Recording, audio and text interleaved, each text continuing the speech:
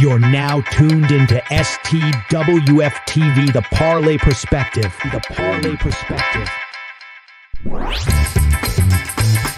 Where we talk hockey. Feed Byfield around one man in on goal. Scores! What a goal! Quentin Byfield! And that gets Jim Fox out of his seat here at Crypto.com Arena. Basketball. To take matters into his own hands, Van Horn. Now, you got to get this in from third to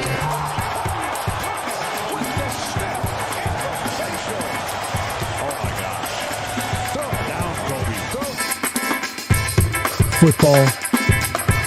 Oh my God! Oh my God! Oh my God! Oh my goodness! Oh my God. Wilson's going to lob one, and somehow, some way, Paul Richardson comes up with the ball. Cuts upfield. Hurdles over a couple of people. Oh my goodness, did you see that? He hit Steve Brown with what looked like a karate kick. Baseball and more. Well, there goes again. Pitch is swung on a miss. Throw to second base is high. They're going to say that Rojas got in the way. It doesn't matter. Sosa tagged him out anyway. That was an amazing catch and tag by Sosa. In the air along the line in right. Long way to go for Jake. Follows round, and he's got it. And he's up and over. The Parlay Perspective. The Parlay Perspective. What's the damn deal? What's up, everybody? It's your boy, Coach Lee, with the crew. We got Chili Will in the house. Fresh off a big dub last night. Yeah, sir, let's get in there double time. And we got the man with the plan, Mr. Meta Wide. What's going on, fellas, man? Hope y'all doing well. What's good, gents? Y'all doing all right, man? It's hump day. Doing good. Hump day, man. I ain't getting no hump today, man, but the night ain't over yet. Happy hump day, everybody. Absolutely. Shout out to your Bengals forever. Go Hawks. Go Freddie. Just stop by. Going back to watch the Hawks. Salute. Shout out to the Hawks playing tonight, playing the Brooklyn Nets, man. NBA slate is all it's loaded up. Tonight, it's loaded up tonight. Ball night. Actually tuning into the Rockets Hornets right now.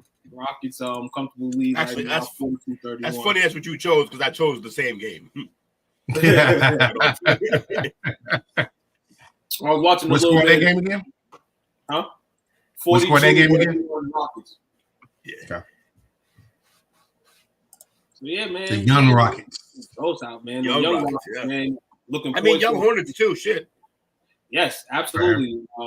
Young Brandon Miller, entering his second year. You got Melo back. After his injury last year. The Hornets, young and hungry. Miles Bridges, officially, I guess, a basketball player again. He had to deal with a lot of stuff. I know. So, hopefully they can put up some wins this year and be respectable. But for the Rockets' sake, man, they have aspirations of playoffs. Just signed that big man, Segran, to an extension before the season started. So, things of that nature, man. We can talk about Alperen Sengun. I'm just glad he's back. He got that injury last year, and he's already back. Ankle injury, man. It wasn't crazy injury. It was just for him. It looked gross though when it happened. Back on it, man. But yeah. So yeah, man. Now we in the mode. We in the grind. We in the mind. We had the opening tip off for the NBA last night. Celtics raised their 18th banner and raised banner night in style, man. Dropped the Knicks. Banner night. 132. That's how you do banner night. Yes, that's how you do banner night. Absolutely, that's how you celebrate banner night. Your star players, particularly your star player, Jason Tatum, coming out 8 of 11 from 3, 37 points. It seemed like everything. It seemed like everything he put up yesterday was just like you can see that kind of everything has probably got off his shoulders. The championship, definitely did that. A young guy coming into the league, your team does some things. They label you as a contender for all these years. You finally got the rocks off your shoulder. Hopefully you can smooth out your game and get an MVP this year. You know, be in that solid 3 in the league. You know what I'm saying, and not have to wonder why you're 4, 5, 6, and 7. You know, but overall, he came out showing his ass. 10 assists too. 10 assists too on that, and this is like doing everything, man. Game up like that, and that's a quiet 10. You know what I'm saying? Yeah. 37 is kind of like, okay, it was a blowout for the most part, but when you look at it, it's like, damn, y'all did all that, and you had 37. Right. So you definitely came out with a mission statement to start the season off. They look good, and they look good. They look good without Porzingis as well. So yeah, it's looking good. Everything looking good for the Celtics right now. Definitely. The bench play is solid. Everybody gets a year of improvement, a year to play now. You see the Cornets getting that real run now. You see the Pritchards getting that real run now. I always ask myself, when will the Celtics give these guys the opportunity to come play? Well, they had to earn it. They had to get on that level, and now they are. Now they can play. Hauser out there hitting threes. Like, yeah, I love our team, man. It's a good team. It's a great team. And on the other side, the New York Knicks just generated their roster, but they have aspirations of hopefully competing with the Celtics as the season goes. Last night just wasn't their night. Short bench, kind of Tom Thibodeau style. You heard ramblings already about the rotation. It's 7 men. You had 2 guards basically come in the game to replace whoever's in your starting 5. McBride can boogie, though. I like his game. McBride can boogie, though. McBride can boogie. But yeah, Tibbs will and forever always will, always will, destroy his team with terrible rotations of just 7, maybe 8 guys. I don't know what his problem is, but I don't know how if you can teach the 7 guys to play your system, you can teach 1 more and then maybe another. Like, I don't understand why his rotation never really gets above 7. That's not smart, man. I don't know. It's not. He knows more ball than I do, but it seems like he gets players killed. My man D Rose, like just running guys into the ground, man. So New York, man. Hey, they'll get it together hopefully as the season continues and goes on. Like I said, new additions. You got to implement your team in. It's not the finals right now, so you guys are lucky. Also, be another New York out early. But yeah, man. Hopefully they get this together and maybe a 9-man rotation. Because 7 is not going to work in the NBA. 7, you're not gonna make it. I did a spin move, opened the book of faces, and this is the first thing I see. Absolutely. And the main event, we called the main event last night. I mean, though the Celtics were the champions, and that should have been the main event, but unfortunately, Boston Eastern Standard Time had to go out west last night. Minnesota and LA. Lakers, hold on for a victory last night. 110-103. I was happy at what I seen last night. It's the first game. I'll take a first win of the season anytime, you know what I'm saying, especially when you're open in the season. So of course we're gonna go through our depth problems and stuff like that as the season goes. But overall, good coaching schemes by JJ Redick, good rotation, you know what I'm saying, in and out, getting guys like Jackson Hayes run. And D'Angelo Russell looked more stable. Last year, I felt like he was just like, man, I'm just trying to get mine. I felt like the first game he did that. But like I said, it's all first game. But what happened last night, a shot of history in the league. Young Braun in the game at the same time, on the same team. Shout out to the young brother. Shout out to LeBron, first off, man, for, that's a crazy blessing as a father. I remember people asking their father, I want to be like you when I grow up. You know what I'm saying? And some ways it's true, and in my life is not. You know what I'm saying? But I can appreciate just how he's feeling as a basketball player now. We've had 20-plus seasons to see how he is. Now he has the daycare center over here with his son. And it's good to see that they got it right last night. They didn't force anything. 3 minutes, enough for them. Send him behind to the G League, let him develop. But in all, the Lakers played it good. Good win. It wouldn't have been good if we didn't win the game. I feel for me as a fan. You know what I'm saying? Because all this stuff happens. We want to win. At the end of the day, yes, the young man's getting run, but shout out to that Anthony Davis, man. stay healthy, man, because listen here, you are always going to be one of the top centers to me. You just got to compete against Jokic, you know, and you do that, but you're usually on the losing side. Double, 36, 15 last night. Gobert cannot do nothing with him. They was missing Cat a little bit in my eyes last night. But like I said, they're a team they're going to have to get together. Obviously, this is a new team as well. They traded with the Knicks. So give them a little bit. It's first game, you know, so everything's an overreaction, underreaction. But in all, somebody had to take the L last night. And the Lakers being the whole team. Yeah, I like what Minnesota is doing, but what the Lakers did last night was fun. He says JJ Redick might surprise people this season. I don't know. For me, it won't be a surprise. I was one of the people who loved this move of signing JJ Redick. I knew why they did it, and I like it. I think he's a brilliant basketball mind, and because of that, and the people forget, like, his coach. Who is his coach? His actual coach, Coach K. Coach K. That's. And I'm not saying everybody who falls off that tree is going to be great, but he has some exposure to greatness, though. Yeah, he had great exposure to greatness, and then went on to have a good NBA career. So, like, not all of them actually do, but he did. He had a really good career, and another thing too. Keep it real with JJ right here hitting the mold. People don't. JJ played about 16. We played like 18, 19 years in the league. Yeah, he played a while. Yeah, he's another one who played for a long time. He's one of these guys, and he's still one of these guys in his era. So now you go in the insert to be a coach, and I mean, I'm not gonna say if any team in the NBA had him, it would be dope. But you get a guy from the generation, in a sense, to coach you. You know what I'm saying? You don't have your old guys that may be too old to coach, but due to experience, they're getting coaching jobs still. People was like, oh, guys like Sam Cassell ain't get a job yet and all that stuff. But at the end of the day, like you said, it's all changed the trees. Coach Krzyzewski is a dookie. If he can't coach in the league, he's going to try to get somebody to be rose up to be a coach in the league. And I feel like JJ, from just him being in college too and doing what he did in college, a guy that pays attention, that listens. He didn't play 18 years in the league for no reason, average about 12, 13 points a game.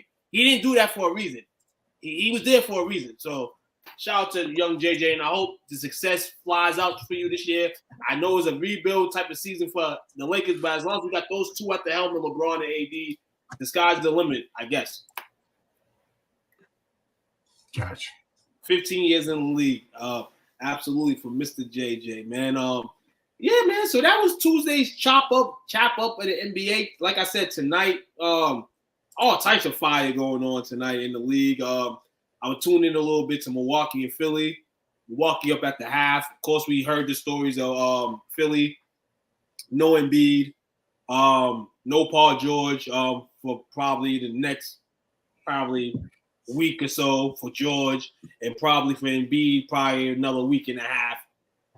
Maybe as he wants to ramp. He did announce, said some things that people took kind of the wrong way. He's not going to be playing in back-to-back. He's not going to be playing in a lot of games. I understand it. Do you want to say that and have your season ticket holders hear that?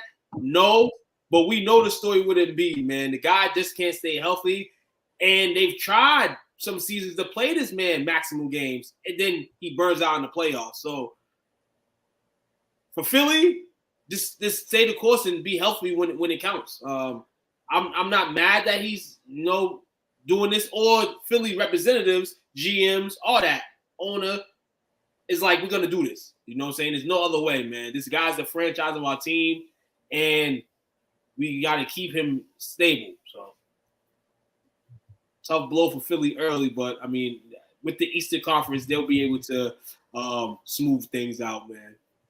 Didn't the NBA come up today and said that as far as like that is load management, that they may be monitoring that themselves as well, or something of the sorts? Yeah.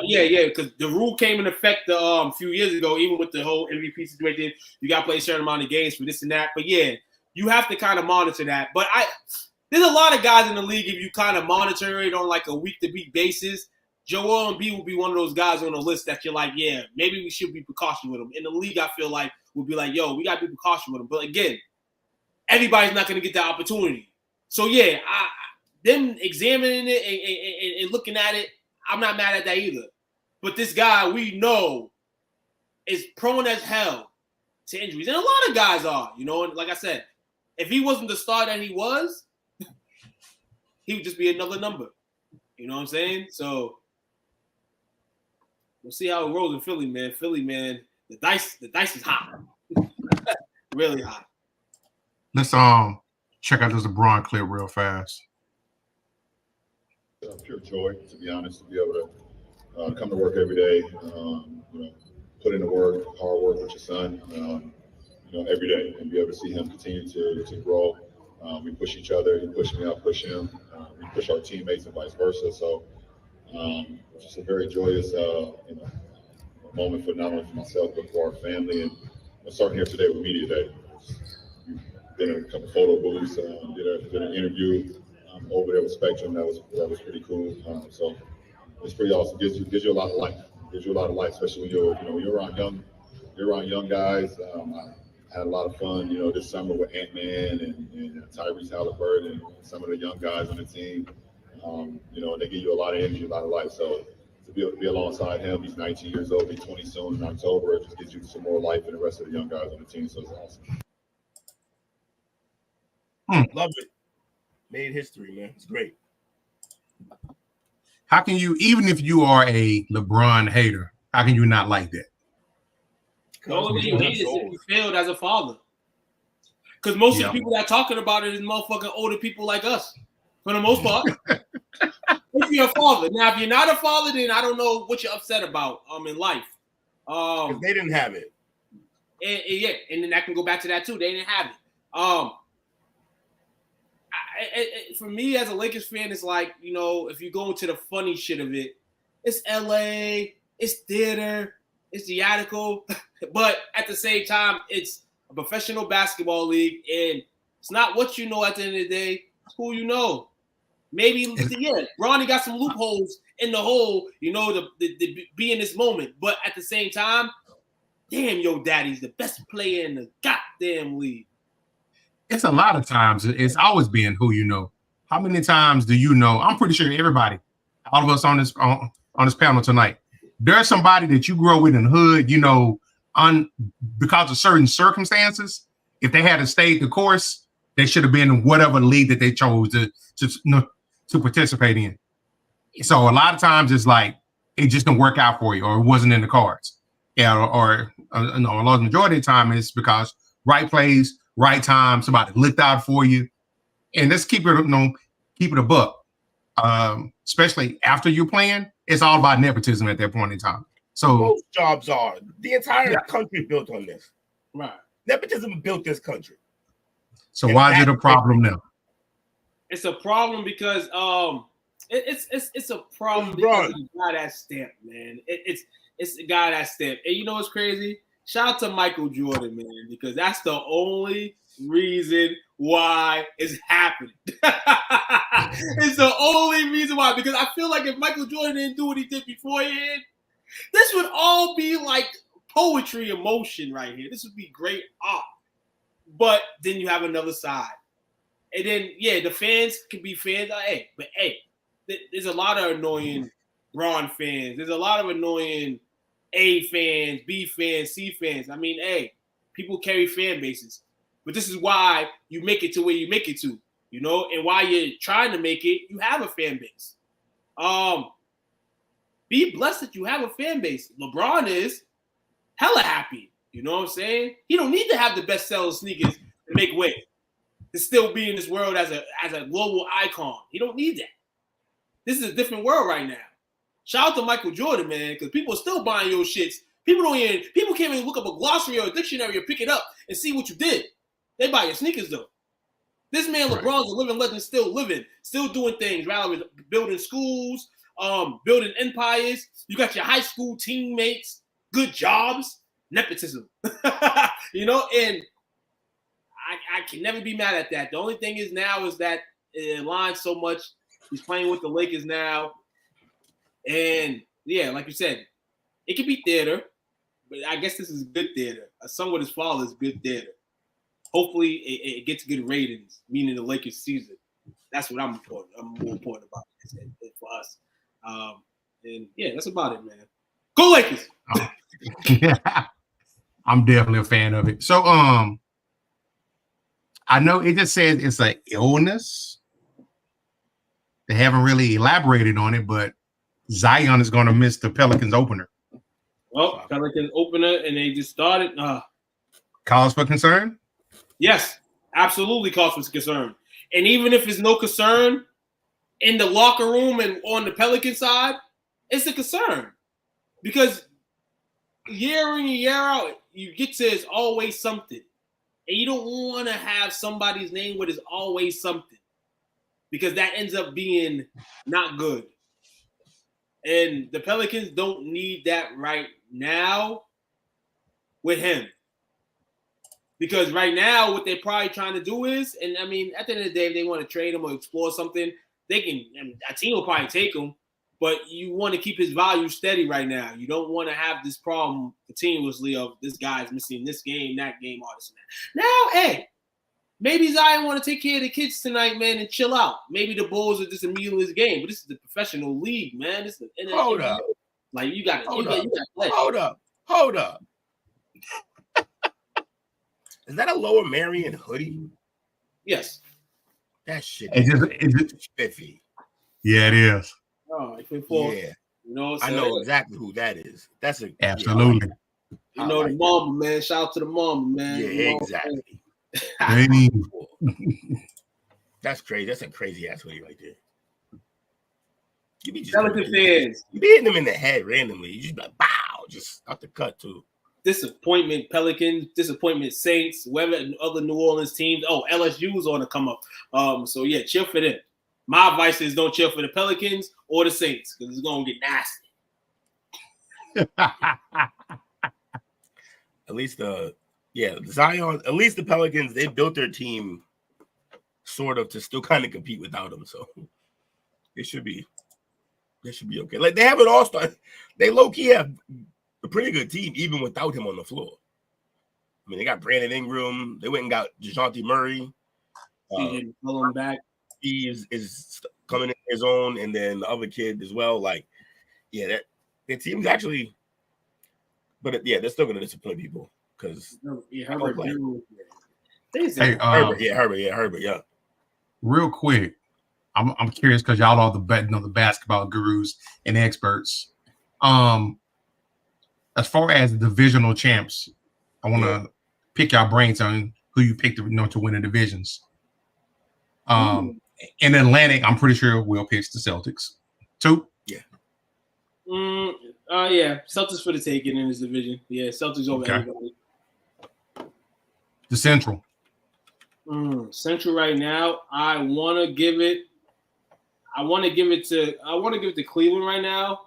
It could go Indiana's way, but I told everybody, I was telling some people a couple days ago. Not the Bucks. Watch the Bucks, maybe. Let's see what the second year Serge does. I'm gonna take Cleveland to win the division, but a team to watch out for in not only the division but in the Eastern Conference. I don't know why I'm saying this, but I'm just hoping upon a star. The fucking Pistons, dog. Watch out for the Pistons, dog. A young team, young scrappy guys, and they got. And honestly, for a bunch of young guys like that, like the coaching situations haven't been good. BJ Bickerstaff is kind of like trying to throw some good culture in there. He doesn't have the guys no hoodies and shit like that during game days, all this and that. Took loves doing this. Took loves doing. I Took do one of these for every season. He gonna pick one team where he know damn well ain't shit gonna happen with this team, but I'm gonna pick him.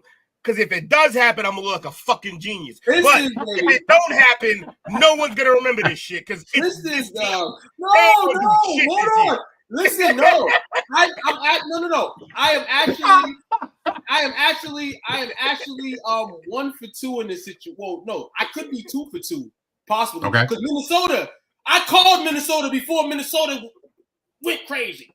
I picked Minnesota as like a top 4 seed.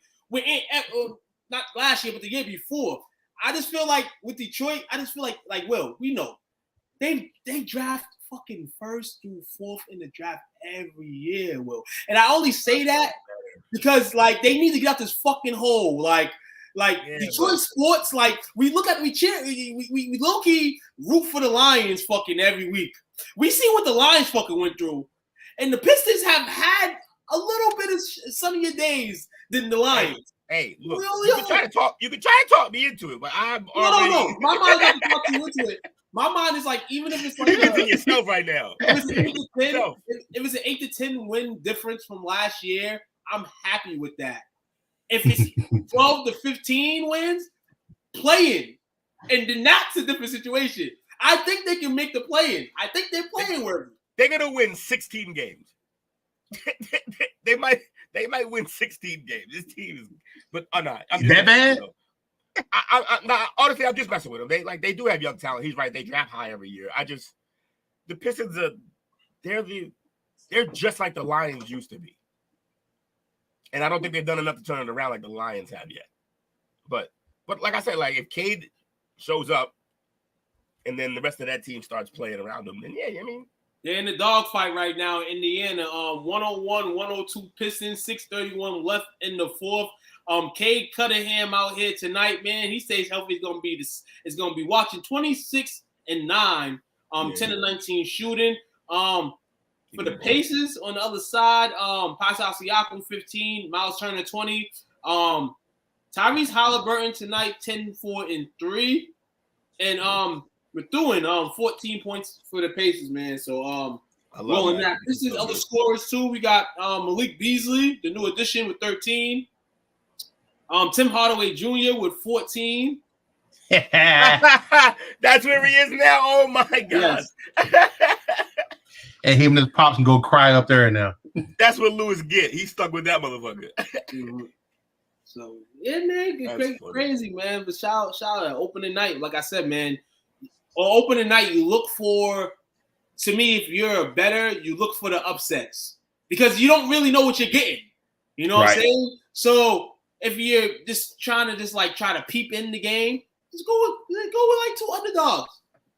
And this doesn't even have to be money line. It could be one on the spread and one on the money line. Just all you need. All right. Who you got in the Southeast? Atlanta, Miami, Orlando, Washington, and Charlotte. Orlando. I didn't even pick my Central. Oh, you did? My bad. My apologies, man. Pacers. And he slides in there like that. I'm gonna go East, Miami. Oh, Miami. I like Orlando this year though. I really like Orlando. They've been building for years toward like this season, and I think you've been following Orlando the last couple of years. Oh yeah, man. No, Orlando's the team. Orlando's the team. Yeah. No, it wasn't. No, the team that you picked ahead was the Pacers. Actually, you got that ahead. The Pacers. It was Orlando. the Pacers.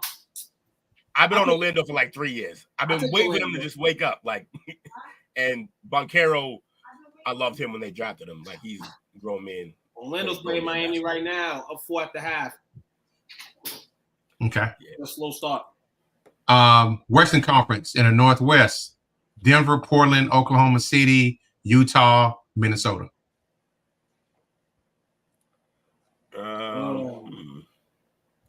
I mean, the running way would be OKC, but I'm gonna play devils. I'm gonna play the devil right now, and I'm gonna say that the Denver Nuggets reign supreme. Taking the beat, okay. Yeah, Oklahoma City and Denver will fight this out. Minnesota's like this is a good little division here. It is. Portland and Utah holding up the ass end of this division, but yeah, I think Oklahoma City, but okay, Denver's the vet. So like, it's probably gonna be them, but I'll go with Oklahoma City. Okay. In the Pacific, the Lakers, the Warriors, the Clippers, the Suns, the Kings. I want to go Phoenix. Keep it real. I think Phoenix is gonna be sneaky this year because they got a point guard finally. They got a point guard, but the thing is with that, no depth. I don't think the point guard position wasn't even a problem for them last year. I feel like for them, ultimately, though they have Kevin Durant, it's the wing play. I feel like the 3s and 4s. They have some long guys this year. They got a good guy that they got in the second round this year in the draft this year. He possibly could be one of the top rookies in the league this year. They have a bunch of unknowns. that are gonna probably shine this year. Well, so it looked like it was a forward problem, but it really was a point guard problem. The reason why it looked like it was a forward problem, though, is because they kept just moving everybody over one. So Booker should have been playing the 2, but he was playing the 1, and they did whatever they did with Beal at the 2, and then KD. Like, so, yeah. But, nah, KD is their power forward, and their center is, what's his name? Vucevic, right? Oh, who's the center right now over there? It is Nurkic. It is Yeah, Vucevic, Nurkic. right? Yeah, Nurkic. So, like, yeah. I mean, and then you said they picked up the guy in the draft. So, yeah, like, but I think having a settled point guard in there, like an actual point guard who's not Booker, who's really your best scorer, having to play point guard, I think now you have 3 guys who can score the basketball and do not have to run point guard full time. And I think that's going to make them a lot better. Yeah, I'm taking Phoenix for this division this year. Okay. Don't get it twisted, though. Don't get it twisted. If Phoenix falls hard, I'm gonna take either my Lakers or the Kings. Fuck Steph Curry, because I know that's that shit in the Warriors, man. I'm interested to see what the Warriors do, because they've now replaced Klay Thompson with what's his name, the shooter. They used to play for Philly, I think. Kings in the Philly. Melton? Huh? Melton? Nah, not Melton. They got, what's his name from the one who's basically was Baby Curry for a little bit. Oh, they thought he wasn't college. I got you. Why can't I remember his name? This is terrible. Buddy Hield? Yeah, Hield. They got Buddy. So Buddy's replacing Klay, which at this stage of their careers, that's exactly what they need at that position, is a guy who can actually shoot consistently. And Klay is no longer that. So I like to see. I hope they can keep it going. I want them to get to the finals one more time. I want to beat them again. This would fucking be some lineup to get them back there if that was to happen this year. Still got question marks. The Jonathan Kuminga story should finish up this year. Rather than Golden State or somewhere else. You have guys still, veterans on the team like Looney, Draymond, they can still hold it down. Buddy Hield, yeah, man, good pickup for them, but the age is really hitting right now. Klay, what, 30? Klay's like, what, 34, 35? Klay's gone. No. I'm talking about, I know he's gone, but how old is Klay? Is he 30? I thought he was older than that. Is he? He's probably like 35, 36. No, I think he's like 34. He should be younger than Curry. Klay he's 34. He turned 34 in February. Okay. Yeah. So he's about to turn 35 during the season. But yeah, he's on Dallas now. So I mean, yeah, Buddy's definitely a way cheaper discount. You know what I'm saying? Even at 2.5 years younger, $8 million. It's not even about money. He's better right now. He could play basketball still. Klay is pretty much done. Don't tell Coach that. I already told Coach that when they went out and got him. He's done. He's still better than Tim Hardaway Jr. That's fair, yeah. 100%. He don't even have to hit shots to be better than because just a threat. And then also playing defense. But yeah, the threat. Yeah, he just by being there, his career is more of a threat than Anthony Hardaway actually is, which is hilarious. And in the Southwest, the Pelicans, the Mavs, the Rockets, the Spurs, and the Grizzlies. Yeah, this is Dallas's to lose. I'm speaking on this one because this is one I actually follow. Those guys, 35 South, worried me a little bit this year. Houston? Nope. San Antonio. Yep. They're too young though. Even with Chris Paul, they're too young. And they don't. Don't get me wrong. They actually have a nice little starting lineup, but I just don't. They're gonna ask too much of Chris Paul for that team to be. Pels ain't gonna do nothing. Yeah, no, they're not. Listen here, everybody. I'm just gonna go wild card on this. Not gonna pick the team that everybody wants to pick. Houston. I'm gonna pick a reserve. I'm gonna pick the Memphis Grizzlies to reclaim this division. Yeah, I mean, I'm gonna take the Memphis Grizzlies to reclaim this division, man. I mean, I need to see them real quick. Once we can see them for about 2 or 3 months, then we really see where it's at. But listen here, man. This is They why gonna start off in the hole. I think he's even starting right away. I think he's hurt. Who, Ja? Ja? Yeah, I'm not sure if he's starting. But if of course, if he's playing top tier job basketball, then yeah, they're always going to be contenders, I think. Ja is playing tonight, though. He is? Okay, then he's good then. Yeah, he's good. Good Utah. They play Utah tonight. All right, so probably 9:30 y'all's time. Yeah, they play 9:30, 9:30, 9:40, I think. Oh no, they play at 9:10. Yeah, I'm gonna watch that. So that's the NBA look. Open up the season opener. Okay, 9:10 it started then. Yeah, scores 11-14.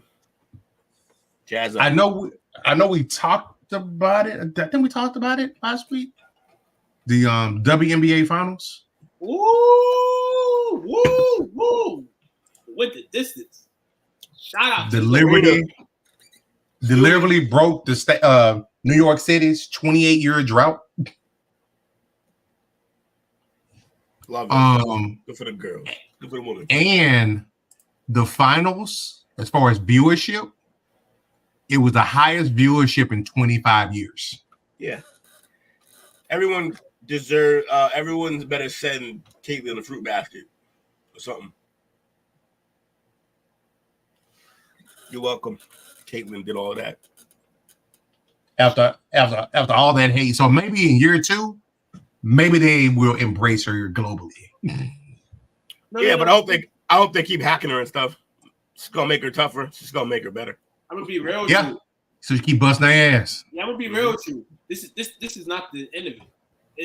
And to me, it's not the beginning of it. I feel like it sucks because it has to be her, and they need. You don't want your Chardonnays in the world to be the villains because they're real villains.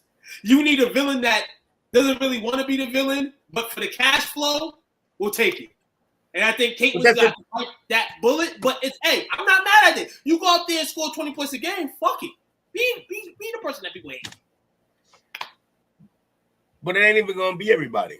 It's gonna the group of people who hate it will get smaller and smaller because what can they do when they're all making so much more money and everything's better? But there's going to be a few players who hate on it, but that's fine. Everyone else has already embraced it. No. I'm talking about from like the fan. I know eventually the players. No, the fans love her. The fans love her. The fans love her. There's a handful of fans who are maybe overzealous Angel Reese fans who won't give up on that beef, but that's it. It's this side and this side to me. I don't know. Maybe that's what it looks like in my mind, but I feel like that's what it is. Before you really dissect and look into the game and really observe the game, it's like this. One side, the other side. You think it's even? No, I'm saying whites and blacks. I'm not talking 50%. I'm talking whites and blacks. Yeah, whites and blacks. Turn that into every conversation. I don't think it is. No. No. I think some people feel that way, but like it's certain. In this situation, is black and white. That's evident. Anybody else, you can think black and white, but I think if you're one of the people making it black and white, then you're missing the point, and you're also part of it. It's low hanging fruit. No, that's what I'm saying. If you're thinking black and white before you go into the noxious of the game, that's what I think. And that comes with new fandom. That comes with new fans. That comes with people that don't understand or never watched a game or never really dissect the game. And those are where that shit comes. You know what I'm saying? And then all I think it's media driven. I don't even think most of that shit's real. I think it's media driven. I don't think it's really a problem. When they on the court, it's not a black. They balling. They ain't black or white. They balling. It's always been that way. Hooping. People just. Caitlin Clark. People like to weaponize situations like this. The worst time. This is good for her to be a rookie and be in the league, but the year coming into the league, it's the worst. Hey. Go vote November 5th, everybody. Just let everybody know. Go vote. Your vote matters. But yeah, man. He said you didn't pronounce Angel Reese right, and he spelled it wrong. Get the fuck out of here. Shout out to the Liberty or the championship. the Lynx weren't happy about that last call in the fourth that tied the game up. But Bro had one job. He had one fuking job in that statement. One job, and he didn't do it. Supposed to take you seriously, Dale? Hey, Angel, we can talk about Angel. Shout out to Angel too, man. Stay healthy next year, and But overall, man, everybody's gonna start getting the love. But Caitlin's the starter. Like, she's the engine. You know what I'm saying? And you can't take that away from her. And hey, Angel Reese is in the league at this time with her, and you're competing. That's dope too. Can't be mad at that. But we know Dale's a LSU groupie, so of course he would want us to show the same love. Shout out to Stewie and Sabrina though, who've been balling for years, and now they get to be champions, man. They earned it. That's dope. They earned it, man. They earned the championship. Spike Lee did not curse them. Shout out to Spike. Angel is the star. Yeah, we get it. Go drink the bathwater. Caitlin's the star, homie. Angel's a star, like off the court and stuff, though. That's cute. Yeah. Are we talking between the lines? Oh, no, she'll do better at the red carpet than Caitlin will. But she'll also be there earlier in the year. Talk about no playoffs or one first round out. She has more time on her hands to do this type of thing. That's why. Realistically, yeah, absolutely. The funny thing is, despite that, she did beat Caitlin in the championship. So, shout out to Angel Reese. That was Kim Mulkey. Shout out to Kim. You heard? She does. So, matter of fact, how do you guys feel about that? I feel like she does that, and it kind of shades her players. Like, she's able to like shield them from stuff, but also like she does make it about her a lot. Like, Mulkey's a nut. Yeah, Mulkey is a nut. She's been a nut. She's crazy, bro. She's a great coach, though. Yeah, she is. Quick break, gents. Break. We'll be back in about a minute. Break? I was trying to win the game. Listen. Hose water. Whether you've been playing hard or working hard, when your thirst needs to be quenched, there's hose water. Found at any retailer where sports drinks are sold. Or connected to your faucet in the backyard if you don't want to pay $4 for it. Hose water. Get yours today. What do you guys expect to see out of Nick Chubb coming off of an ACL? I would not bet against Nick Chubb. Okay. Yeah. He's the Terminator. That fool in that squat. You see the weight he was squatting? That rapidness. Yeah, dumb.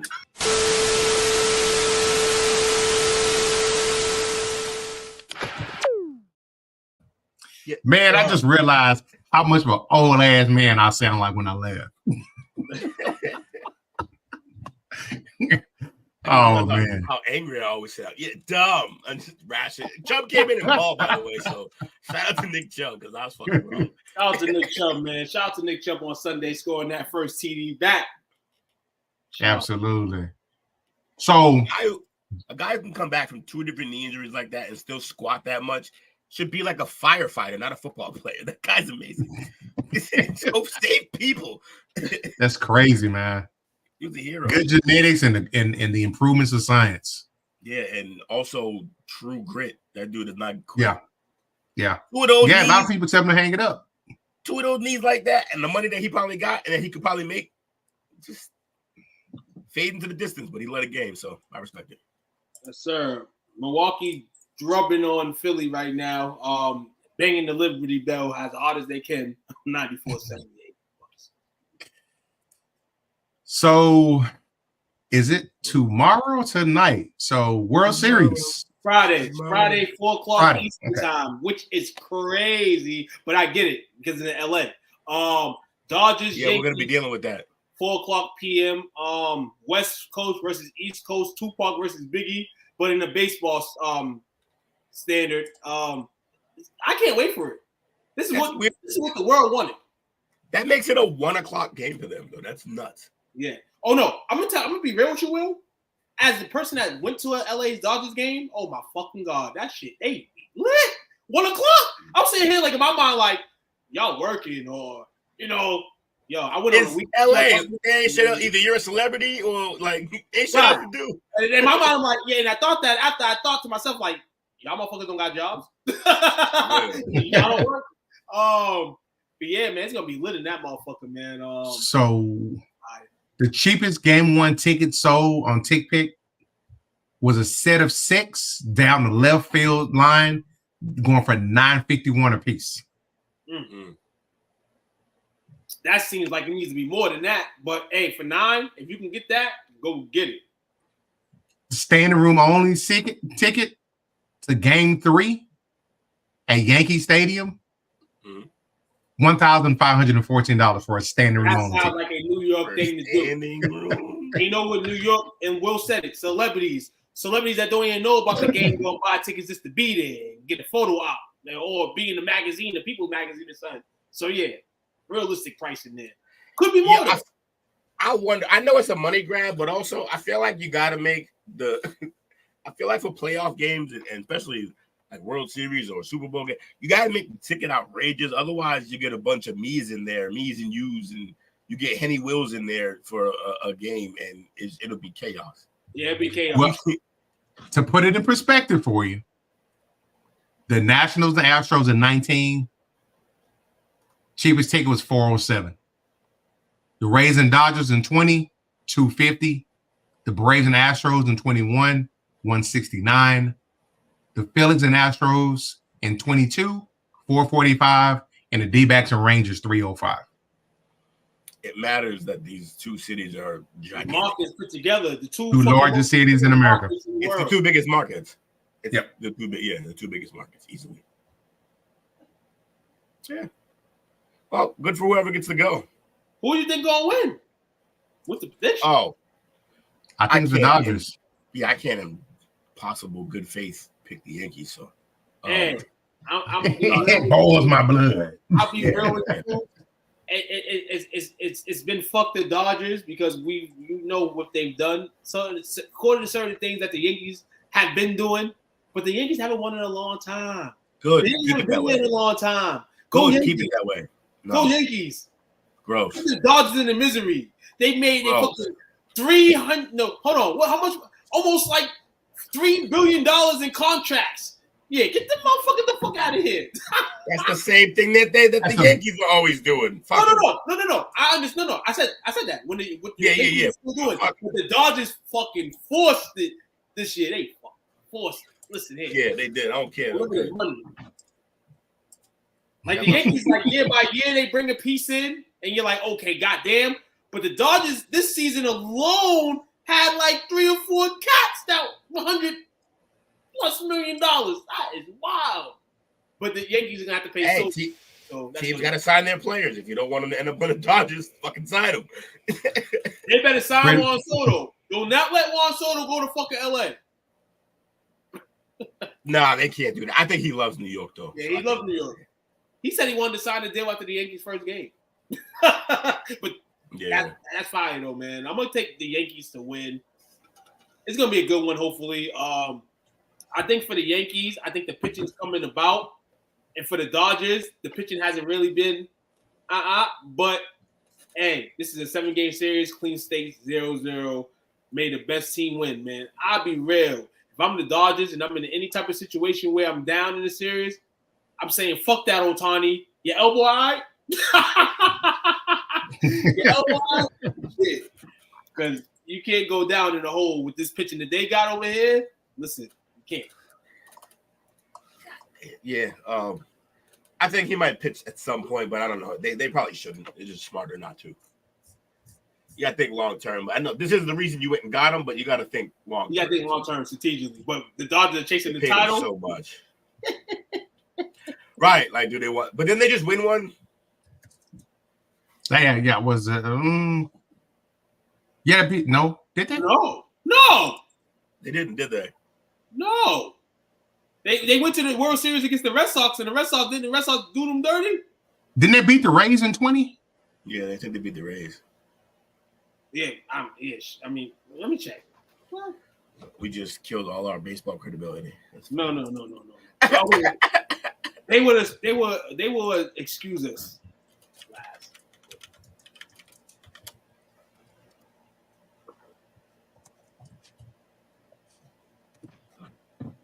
Okay, yep, 2020. Okay. Oh, hold on.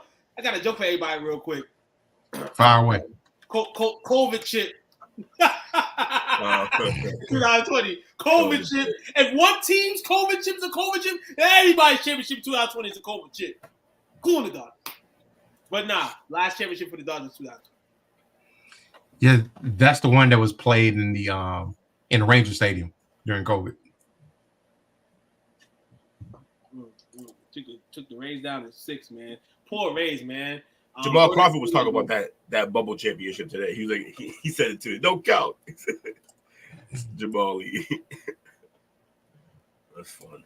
Hey, I'll be real with you. You said Jay said that? Jamal Crawford. Oh, Jamal Crawford. Oh, okay. Yeah, be real with you. I think it's gonna be about time before that goes, man. I mean, maybe not, because LeBron's still in the league and they'll probably fucking stand down his shit forever. But hopefully, with the Celtics winning 18, man, maybe we don't hear a lot of that shit. Let's talk about the Celtics. Yeah, because we honestly, that argument was mostly driven by Celtics fans, and we don't give a shit now. We're up. So. You know why? The crazy thing about that is, and the number one reason why Celtics fans made that such an issue is because the Celtics were Ben Adebayo no block away from being in the bubble championship against the Lakers. And that's what made the Celtics even more upset. Because the Celtics were playing in the East Conference Finals of that bubble. Yeah. Against but Miami. also we just hate the Lakers. And yeah, you hate the Lakers, so it's jealousy is a weak emotion. You gotta overcome that. And we winning, so we good. Yeah, I won now. So no, that's what I'm saying. They won now, so maybe they will. But they won. They found MLB. Another one. Next player, clothesline, Hawks player, almost fight. This is not WWE. You can't. And here, Chris, I love that you gave us that note, but you're watching the game. You have to let us know what player, especially a Hawks player. You're a Hawks fan, you got to let us know what Hawks player was in there. Now, net player, you might not know the Nets players, but you got to let me know that information. Who is the person? I would love to hear. Context clues, buddy.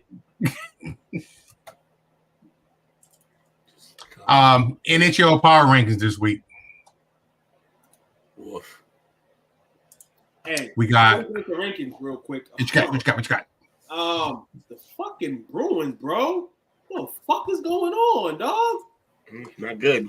It's not usually this for them. They're usually on the hot, but it seems that right now is looking kind of shady. But like you said, there's a bunch of games in this season. 3-3-1. Yeah, they lost that game. They fucking got shut out last night by I think the Predators. I think.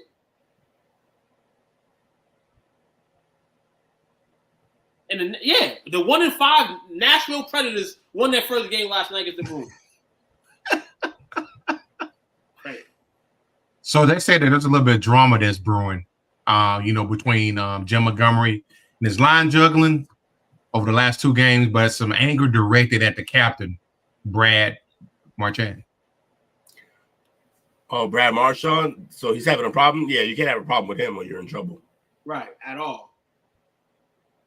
That's the team's leader. So the chemistry is jacked up right now. Yeah, they messing with the wrong guy. Marchand's a fucking little shit, but that's what makes him great. You kind of gotta let him be. So it was Nick Claxton was a hard foul on Johnson. Johnson, the young boy. Young boy Johnson. Got the extension. He all right. Yeah, he can play. Stars. And Collins, they're checking for a flagrant now.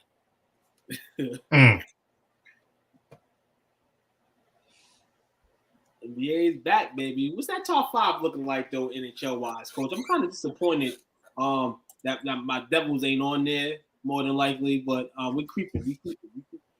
Number 5, there was number 5 last week at 3-2. You got the Carolina Hurricanes.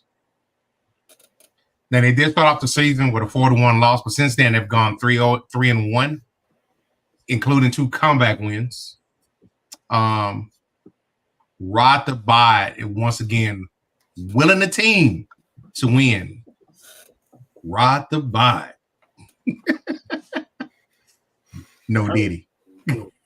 No Diddy. Number 4, you got the Minnesota Wild. They were number 13 last week. Damn. They got a big ass jump over here. Almost 9 spots. God damn. I gotta check their schedule. Who the hell they beat last week? Shit. Let me see. With them, they have yet to lose in regulation, limiting their opponents to just 5 goals and 4 wins. Okay. Great defense. Okay, yep. They're getting excellent goaltending, and they have enough depth to withstand the losses of Ryan Hartman and captain Jared Spurgeon. Oh yeah, last 3 games, 12 to 3, goal wise. Panthers they held to 1, Blue Jackets they held to 1, and the Blues they held to 1. And even in a loss to the Jets, to start the season, it was 2-1. So yeah, they're respectable. And the Wild's always respectable though. Shout out to the Wild. Number 3, the team that the Wild replaced. They were number 1 last week at 5-2, the Dallas Stars. They've lost 2 of the last 3. Yeah, coach. But it said it only took 25 years, but Lindy Ruff Sabres finally beat the Stars. The Sabres are fucking mess too. Fucking terrible. What's up, Jiggity J? What's happening? Oh, he smelled ice, so he came in. You know it. Oh no. Fair weather shit. I know why he's in here now. Yeah, go ahead. Yeah. Go ahead with the list. Yeah. Number 2, last week. Number 3, you got the New York Rangers at a record of 5-0-1. He didn't come for hockey. He came for the number 1 team. What a Came for the Jets. I didn't come for nothing. Go ahead, Coach. What's that number 1? Winnipeg Jets 6-0. They were number 2 last week. Go Jets, go! Go Jets, go! First time being 6-0 in franchise history. Undefeated, only undefeated. Franchise is like 5 years old. Let's fucking go. This fucking team's on fire. I love the new coach. I love the intensity. They're playing with speed, physicality. Hold on. Power play on fire. I'm calling this bluff. I'm calling Boston Bruins. I'm gonna call them the Boston Winnipeg Jets. Because these wins, though they winning games, only respectable game that I'm gonna give y'all is the team we just mentioned in the top 5, and that's the Wild. Other than that, y'all ain't beat nobody. Yeah, but they've been spanking them. So, they've been doing what they're supposed to. I posted this the other day. We've outscored our opponents these 6 games 24-8. And we used our backup goalie in one of these games. The Jets 3-1. They're destroying That's everybody. 3-1. And you know what? And Took, you've got some merit here. Yes, they're not against the cream of the crop of the NHL, but we will see what this team's really made of come Tuesday Tuesday, because I think we got another scrub over the weekend. But on Tuesday we play the Leafs. That's going to be a big game. I think the Creek can beat y'all tonight. It's been mentioned by multiple people that are either hockey or non-hockey fans. NHL regular season doesn't really matter. Playoff hockey is all that matters. We can get our hype and get our chemistry put together right now, but it only matters when we get to the playoffs, and we've been bounced in the first round the last 3 times we went. So we're a little tired of it, but I hope this coach changes it. Scott Arnault, or whatever his name is, I don't know his name. He was under Bones, and he's completely revamped everything about the offense and defense. We're like 43% on power play goals, and our defense is stopping, I think, 75% of all power play goals. So, I mean, everything's clicking. And like I said, Took, I feel bad. I don't really want to just keep fluffing my team here, but you're right. We aren't playing the cream of the crop in the NHL. This could change very drastically and quickly by an injury or by change of opponent of, who's better. But the Wild's pretty good. We beat them. That's nice. We got a real test come Tuesday against the Leafs, and we'll see how it goes. But I'm excited right now. 6-0, first time in franchise history. Go Jets, go, baby. Okay. Didn't mean to come in here and be a blowhard, but hey, none of my teams ever do good. And this team, they got me promised right now. I'm happy. Yeah, you are a Suns fan. By the way, I heard all you motherfuckers say Suns #1, so I don't want to hear it. All right. This week we had a big shakeup in the AP Top 25 college football. Shake up, shake up, shake up, shake up. The new #1, and deservedly so, the Oregon Ducks, followed by Georgia, Joey Harrington, baby. If you know, you know. Penn State, Ohio State, Texas, Miami, Tennessee, LSU, Clemson, and Iowa round out the top 10. What's Ohio State? Ohio State's #4. And the only what the fuck are you doing here team in that top 5 is Penn State. Yeah, they've had a couple that they should have lost. Oh, but absolutely. Go ahead. Didn't Iowa State quarterback get hurt though, or something like that? Something like that. I haven't really been following, but I know what I've seen the close games that they've gotten.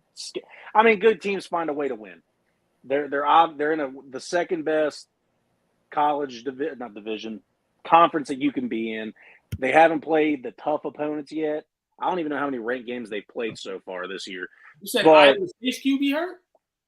I was asking if they did, if they got hurt. I don't see no reports on it. I'm trying to look into it right now. I don't see any report. Hold on, let me see. Let's see if I can get this one right here. No QBs on the injury report. Okay. Thanks, sir. 7-0 this year, second in the Big 12. Behind who? Colorado? Let me check this. Hold on. Iowa State, Big 12. No, it could be. They got losses. They're 7-0. Is it BYU? That would be. Yeah, there you go. There you go. BYU plays tough at home too, man. Yep, BYU is 4-0 in the conference. Actually, there's a tie for first between BYU and Iowa State. Okay. Still some hope for them Buffaloes. Still some hope for the Buffaloes. See, I'm surprised that Miami didn't get into the top 5. I'm not. Because it probably I think honestly just watching that Louisville game the other day. Track meet. The points given up. Yeah, definitely the points given up. If they would have went up there, and I think they would have gave Louisville the business, which I didn't think they was gonna give them the business anyway. I think it would have been respectable of 5 ranking. But also you gotta realize too, they're still being treated like the stepson in that conference, and that's the ACC. You can't overcome Cam Ward what he's doing and that team's doing. So you have to put them somewhere there. But like they said, they're gonna keep testing them. This week, one of these teams is gonna fall, and Miami's gonna take their place. I don't know what team's gonna fall though. Don't ask me. I'm not a magician. Fair enough. Listen, shout out to Vanderbilt, ranked 25, Army and Navy respectively, 23 and 24. Scared the hell out of me this weekend too. Yep, another basketball team in the top 15, Indiana Hoosiers. At number 13, they're actually 7-0. That is impressive as hell, man. So shout out to them Hoosiers. Yeah, that's what I was thinking about. That's what I was thinking about. I think at the their quarterback's hurt. Oh, Curtis Rourke. He's the one that's hurt. Yeah, the kid from Ohio. That's right. He transferred from Ohio over to Indiana, and he's been tearing it up this year. Thumb injury. Boise State at 17. This means that Heisman vote's going to really, really stick. Indiana's only going to get better and better. Kurt Signetti's the man. I've seen a few interviews with him on the Pat McAfee show, and he's a dog of a coach. He talks to shit, he backs it up, and his team loves him. He's going to recruit at an unreal level. Look out for Indiana to be really good for years to come. till he leaves. Listen here, when the basketball school starts taking the recruits, The Power 5. The Power 5 basketball teams trying to come over Virginia. This NIL money. Because Kurt Signetti's the guy. When he came in, he was just like, he took a shot at somebody, and he was like, Ohio State too. He said they suck too. He just brought it to everybody, and he's been balling ever since. So right, and sometimes you need that attitude, even if it fails, because the school's already failed as a whole already in this football shit. You need some type of motivation. Backed it up. You know what I'm saying? He's backing it up. That's fire. Definitely fire. Speaking of the Heisman, they got the 8 favorites listed for the Heisman. Number 8, Jackson Dart, quarterback from Ole Miss. Number 7, Shedeur Sanders, quarterback for Colorado. Number 6, Cade Klubnik, quarterback for Clemson. 5, Curtis Rorick, quarterback for Indiana, which we talked about briefly. 4, Dylan Gabriel, quarterback for the number 1 Oregon Ducks. Number 3, Travis Hunter, wide receiver / cornerback for Colorado. Colorado's got 2 in the top 8. Number 2, Cam Ward, quarterback for Miami. And the favorites, Ashton Gianti, running back for Boise State. 17th ranked Boise State. So if they keep climbing in the rankings, this right here can be really legit right here. You just stand out, man. This can be the champion. The Heisman. He's putting up numbers that we haven't seen since Ron Dane, Ricky Williams, Barry Sanders. God damn. And what was the kid's name from the other day? I forgot it again. I think the third time I forgot him. What school? Went to the Wisconsin. Went to the Chargers. Melvin Gordon. Gordon Gordon was a beast too. So Gordon was actually the last one to go this crazy, and he lost the Heisman to Mariota because Mariota had 41 touchdowns. So it's gonna be up to Ward. Ward can hold them off.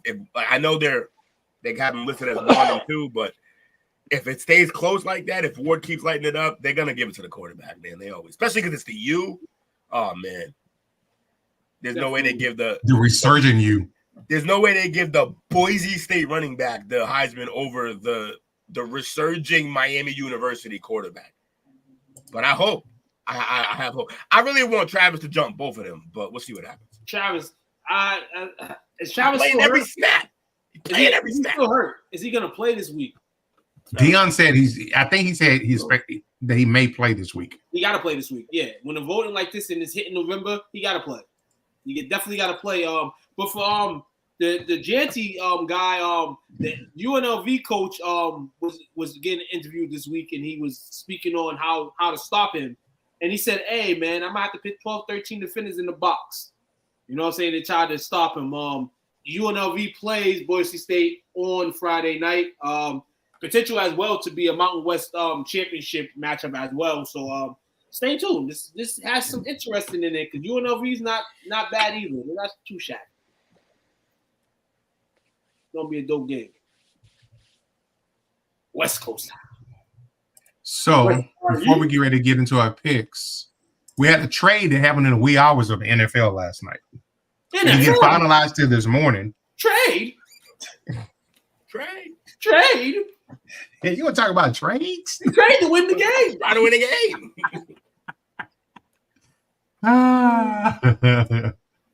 So, how do y'all feel about the Nuke going to the Chiefs? Love it. I've commented. What does he got left in the tank? Enough for Mahomes to make him fucking work. Mahomes is like Mahomes squeezes everything. He gets every bit of the juice out of every one of them receivers. Him and Andy. So they'll and look. What they really need is a calming presence who can run like good routes and just find the spots in his own, find the open spots on the field. Nuke can still do that. There's no problem. I mean, it looked like he completely fell off entirely because we've been watching him with Will Levis. Yeah, that's true. He's making rookies look old out there. Anyways, I think they're gonna be fine. I think it's a good pickup for them. We've been talking about this for a few years now. or at least I have, because every time a receiver's available, I say, go to the Chiefs. So Rice is still due back during the season, right? Alleged. Playoffs? Playoffs. I think he's back with the playoffs. Who we talking about? Rice? Maybe. Maybe he's back for the playoffs. This is a good pickup. I mean, I like D-Hop. I always like D-Hop. We know that he's a little older now, but based on what I've seen in and out career-wise in the last few years, especially, and then you got Patrick. Listen here, all you got to do is run 3 yards and slant, and Pat got you. Pat gonna find you. Pat gonna make you eat. You don't have to go long. You don't have to. He should have chose to come here in the first place, and he probably would have a ring already. Yeah, but he chose Tennessee like an idiot. Got his money, and now he's in a good position. So I guess I'm the idiot because he ended up in the place that he should have went and got paid.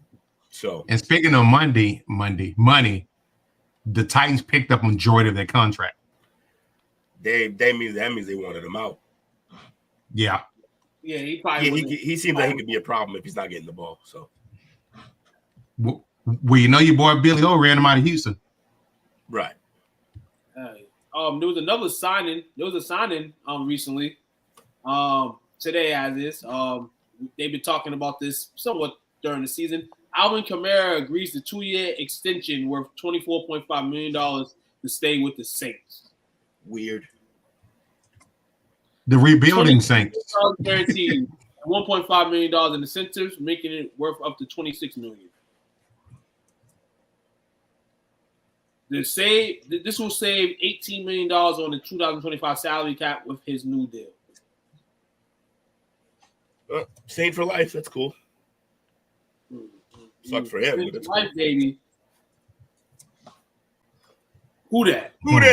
Who that said he gonna miss the playoffs? Oh man. Have they won 14 games yet? No.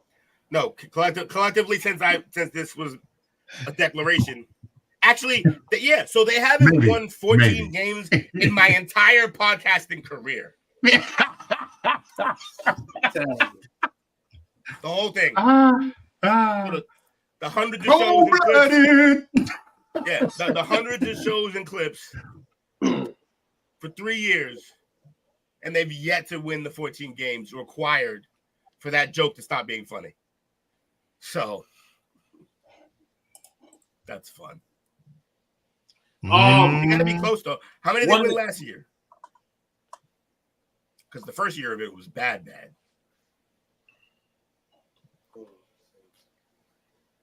Yeah, the first year that year they went like what 9-7 or something like that. No, the first year I think it was even worse, wasn't it? Oh, that year when they won a division with their losing record. So 2020. Hold on, let me see.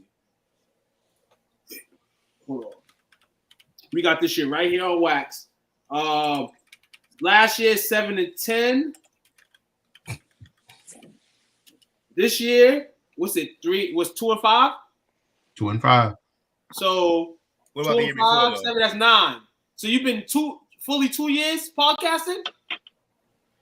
Fully 2 years, but it's. I think there was another year. Started in football season the year before. If you add, that's when the declaration of 14-3 went. Yeah, you haven't been. No, you was on this podcast when Sean Payton was coaching. Yes, at the very end. I'm pretty sure. Yeah. Yeah. The season was going on when he came. That's when he was still in the comments raising hell. Okay, so maybe you lost. But the season had already started though. So they were into it. They don't. So I know for a fact in the first season that we talked about this was 2022. Yes, they won 7 games that year, but when the declaration was made, it was like midway through the season. So they hadn't won. They only won like 2 or 3 games after that, and then they won 9. That's like 12. Another 4. They just now might be getting to the 14. Just now, maybe. In 2.5 seasons. Yeah. You're doing great, guys. Hey, man, one of Dallas's best Doesn't happen to a better fan base. One of Dallas's best players was not in practice today, Coach. Who was that? Come on, man. You know the best players on the Cowboys, dog. Brandon Aubrey, dog. Wasn't at practice today, man. Oh, man. Really? And then when I looked at he wasn't at practice, you know what I found out? What? His leg was sore?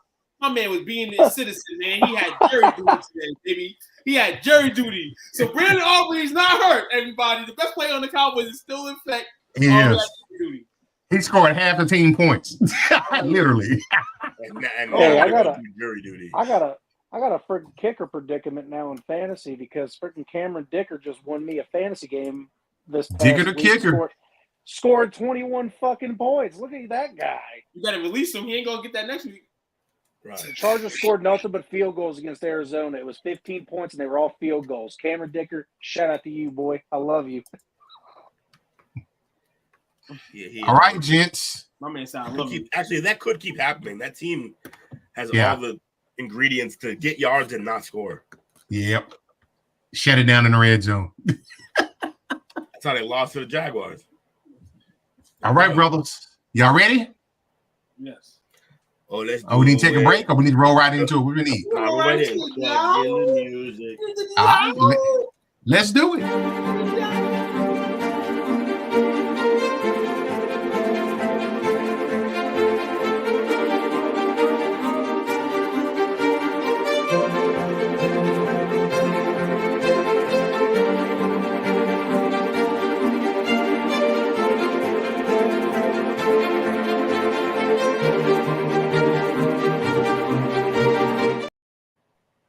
All right. Last week, gents, y'all kind of highlighted a little bit on Monday night. So last week, we're gonna start at the bottom. Now we're here. I'm sorry, Will, but you're keeping your boy company.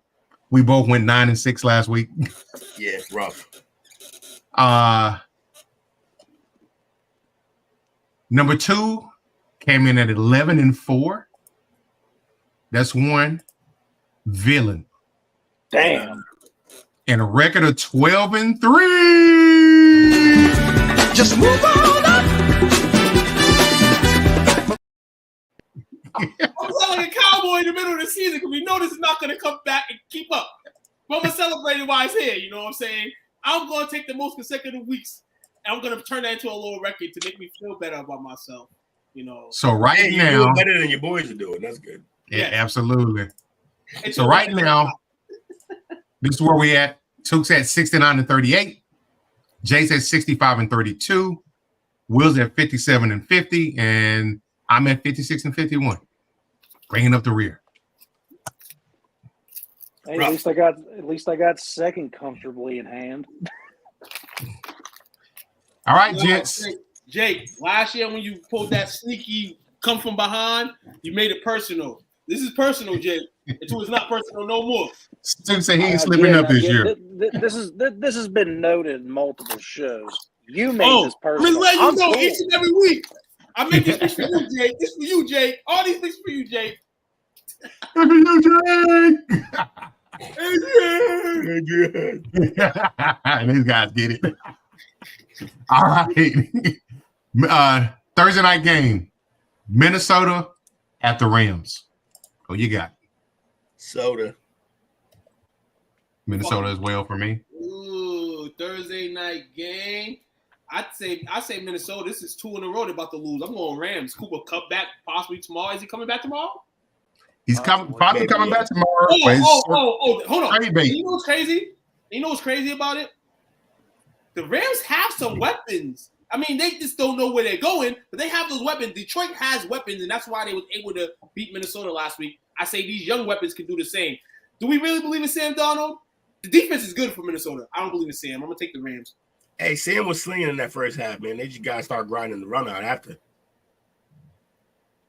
Yeah, I got it. You got Drake. Got the Vikings. All right. Philadelphia at Cincinnati. You said Philly at Cincinnati? Yes, sir. Ooh. That is. I'll let somebody pick first. I'm gonna take Philly. They got most of their weapons back now. Yeah, they're playing. Also, did you see the thing with Sirianni? In one little move, I kind of rock with him way more now. So he went on. Barkley had like 170 something yards at that point. He goes to the end of the bench to sit with Barkley, and he goes, "Yo, you're like 17 yards away from your career high. He was like, I'll put you back in. He was like, but I am pulling the starters, but I'll leave you in. I don't want to take you out because like you're on a crazy run. Like, I don't want to do that. He's like, nah, let the young boys eat. And then he's like, are you sure? Because I'll put you in, no problem. He was like, nah, I'm good. He's like, let the young great boys awareness on the coach's part. So great on the coach, but also like great on Barkley. Y'all got a good locker room over there. That's good shit. And for that, I'll pick the Eagles.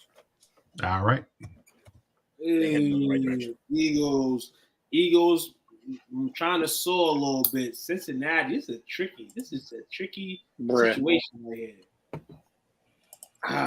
I guess I'm gonna have to follow a week, and in the follow week, I'm gonna have to go with some desperate measures. I'm gonna take the Bengals to beat the Eagles. Man, I want to take the Bengals this week. Score, bro.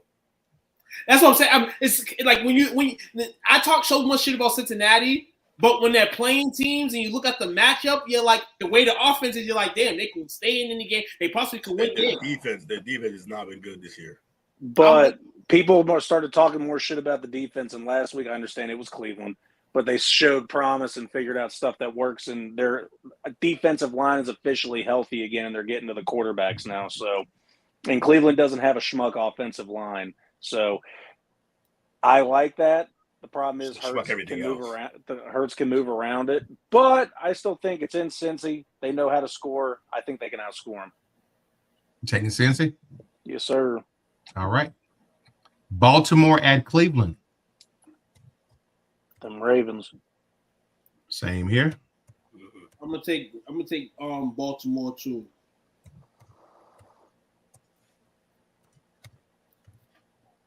Do we have any hope in the Browns? Famous Jameis is starting. Chubb is back. If Cooper was still, we don't want to know about that. But I still got to go with Baltimore. Yeah, it's Ravens. Tennessee at Detroit. Detroit.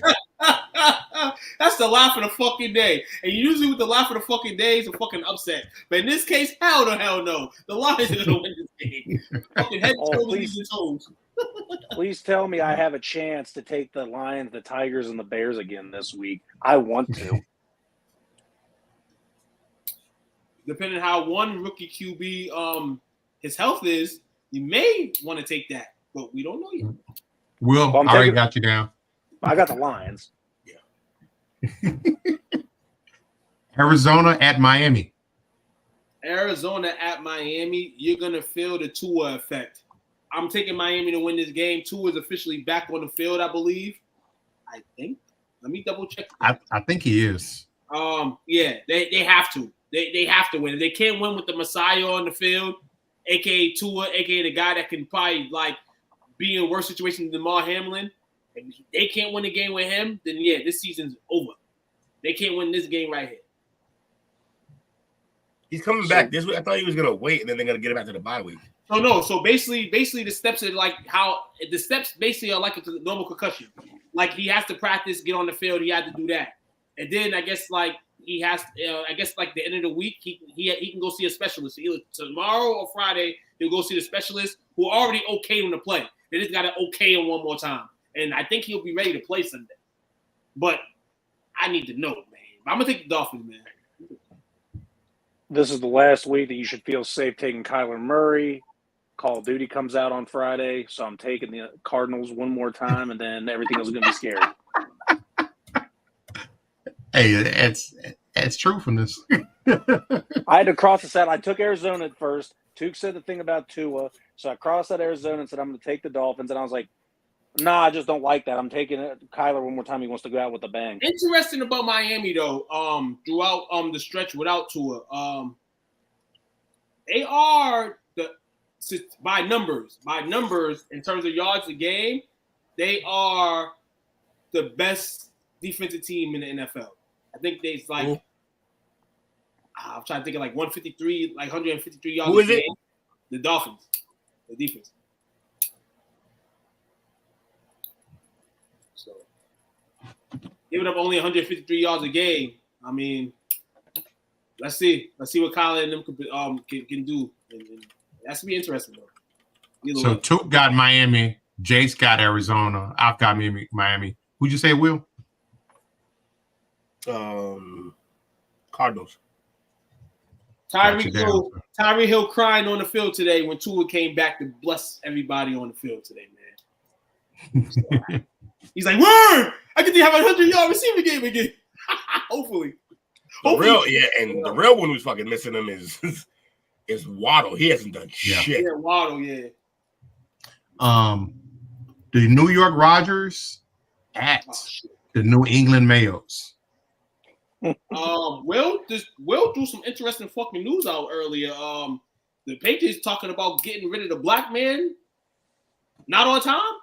Sounds like a black thing. Entering rumors. Everything. Sounds like we suck thing. We're 1-5. What's black about that? Rumors. I'm being an ass, man. If he was a white guy, he would have lasted the season at least. But yeah, for him not to last this season is crazy. McDaniels got what? How many games with the Raiders before the kids? Like 6. Hold on. But how many jobs did McDaniels get though? That's not the different conversation. No, it's not a different conversation. This is like the Raiders job was like his 9th job. Oh, it wasn't starting job? What are you talking about? What? How many jobs did McDaniels have? Head coaching jobs? Two. Just 2. That's it. Just 2. And one of them he didn't even do. I'm pretty sure. Like he fucking left immediately almost. Yeah. I remember one he got the Indianapolis job and then he played them and then came back. About the Mayo situation is the Patriots already knew that it was gonna be shit. They already knew it was gonna be shit. So basically, you should just with the season basically, and you gonna do that to a man like him, man. Listen. Do you know what happened though? Like the first thing he did was come in. What's he supposed to be? What is Mayo supposed to be good at least? Defense, right? First thing he did, came in, pissed off the captain of the defense, kicked him off the team, basically. Told him to send him packing. So, like, he lost the locker room immediately, getting rid of Judon. Everyone loves Judon. The first thing he did was fuck that up. So, I don't feel no sympathy for him. He's not a good coach. If they let him go after the season, cool. I'm fine with that. Fire him now. I don't give a shit. In a season when you already knew you were going to be shit, let the motherfucker ride the season out and then fire his ass after week 18. Because that's fine. That's true. We're supposed to be shit, but our defense isn't supposed to be shit, and it kind of is. So they get blown out. If the only thing you're good at is a defensive coach and your defense sucks, goodbye. If he gets blown out on Sunday, give him his pink slip. Yeah, he sucks. He's not a good coach. Also, have you heard him talk? I don't even know how he got the job. Nepotism. When you hear him talk about football, he doesn't sound like a guy that, oh yeah, this guy fucking. No, he got the job. He got the job because who called the ultimate shots up top? Right. And that's why he got the job when he didn't deserve it, which means he can lose it because he didn't earn it. And hold on. And that's true. But then you have to wonder. No, we don't. End of story. It's over. You have to wonder who's next. Who's next coach? Yeah, that's and that's the thing. Because if he like Jake said, nepotism, you go pick a guy that was on your team. Who are you gonna pick next? Fucking Adam Vinatieri, you go pick him as a coach. Josh McDaniels needs a job. We'll take him for a whole year and then find someone else. No, we won't. We will not. No, we will. Hey, he knows the system. He knows the town. He can do. Why do you nothing? They don't know the system. How can he know Jake? How can he know our system when it's changed because he left? It was his system. Coach, that's fair. Jets, I'm taking the Jets Sunday. What you saying stuff?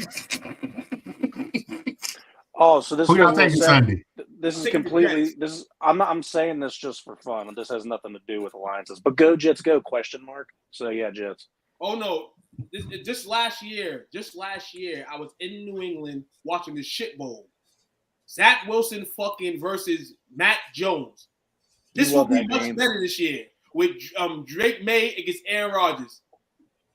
It'll be different. All right, that's fair. But wait, Hassan Reddick should be making his debut. Ooh. That's true. Blown Achilles. What the fuck are you doing airballing? Why are you even shooting the ball? Who you got, Will? In what? Jets, Patriots? Mm-hmm. Jets. I still got to be respectful and ask. Jets. I'm taking the Jets as well. The Atlanta at Tampa Bay. Tampa Bay got to go without both of their wideouts. That defense is taking Atlanta. I'm gonna take Atlanta just because.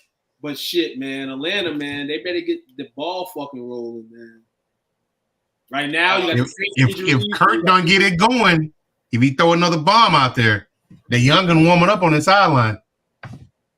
They can't do it. It's too much money. It's too much. It's too much. If that becomes a thing, Kirk Cousins is about to dial 1-800-RG3. Like, yo, RG3, let me hang out with you. Can't make a free throw. What the fuck? Hey, yeah, man. I don't know how any of the Buccaneers players go out for the rest of this season and suit up for Todd Bowles. He should have been fired 2 years ago. He should have been fired that night, though. Hold on. Can I hear that again? Forgetting God, I don't even. No. We see. I keep some receipts. We was talking about Todd Bowles during the season, off season, and I said his ass did not even deserve to be in this fucking place. His ass should be fucking. Yeah, but that's a weird receipt because I don't think anybody disagreed with you. No. It was just me. At that time, it was just me saying things. I think somebody was arguing with me about his. We all hated Todd Bowles. Todd Bowles sucked. Yeah. Todd Bowles sucked for years. Saying he was deserving of a job. He sucked in New York. Yeah, not on this side. I don't know who said that because we don't. I think there was one person in the room that was with the move with Todd Bowles still remaining with the Buccaneers. I think. I got to roll the tape, but there was one person in there. I don't know if it was one of y'all, but there was one person in here, and I don't think it was them. So I'm going to eliminate them because Dale wasn't here. Definitely wasn't me. Damn sure wasn't me. Yeah, I don't know who that was. Bro, will you make a free throw? Yeah, you're making the eyes, but you couldn't even remember what team that you predicted last year. You said 3 other teams before you got to the one that was actually yours. NBA? In terms of NBA? Yeah. There was a few teams in NBA had. I remember we did the ranking in the standings. So no, yeah, but whatever. We'll go. Well, so yeah, I got Who you got? Falcons. All right, Jake. Falcons. Green Bay at Jacksonville. I got Green Bay. This is where it gets hard to create separation because we know what every team kind of is now. Yeah. Green Bay. Love is literally the perfect like Packers quarterback. He's exactly like Brett Favre and Aaron Rodgers in terms of like gunslinger. Yeah, gunslinger. He gonna throw some picks at time. That's what made Rodgers so good though, because he didn't throw as many picks with it. But yeah, he's gonna sling it. There's gonna be some interceptions, but he's gonna make play. There was one throw in the end zone in between. Get out of here. Like he beat right over the linebacker, and it looked like the ball curved the way it got past the safety as well. It's just the absolute dot, and yeah, he's fun to watch, man. All them receivers everywhere too. Shit. Young receivers too. This game's in Jacksonville, man. Yep. I'm gonna take Jacksonville, man. Ooh. I'm gonna take Jacksonville. This to me, honestly. I mean, Packers. Do the Packers have a better defense?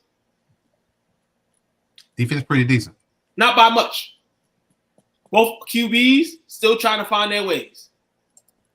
Trevor, maybe. Jordan Love, maybe. Yeah, this until you make 2 free throws. I'm gonna go with throws. the whole team. I'm gonna take Jacksonville. All right. Will, who you got? This will be the last time I'll bet on Jacksonville.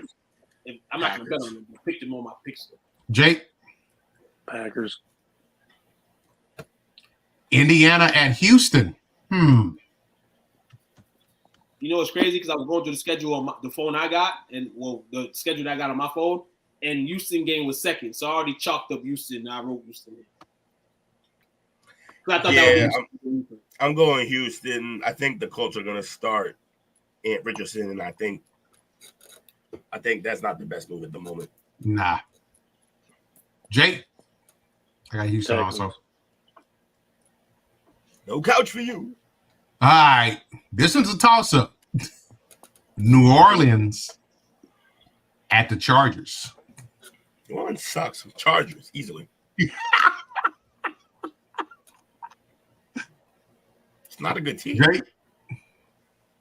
I got the Chargers. Taking the Chargers also. Field for 3. Let's go. Oh man, shit, man. I mean, this game is kind of like the Cardinals-Chargers game last week. Only difference is inexperience on the same side. So we'll take the Chargers just because. But I don't expect a fucking beatdown. But the Chargers. This is okay. This one, let's see. Buffalo at Seattle. DK is hurt, right? Yeah, DK is hurt. Sad, man. I'm taking Buffalo. Weeks at least. Yeah, I'm taking Buffalo as well. Bills.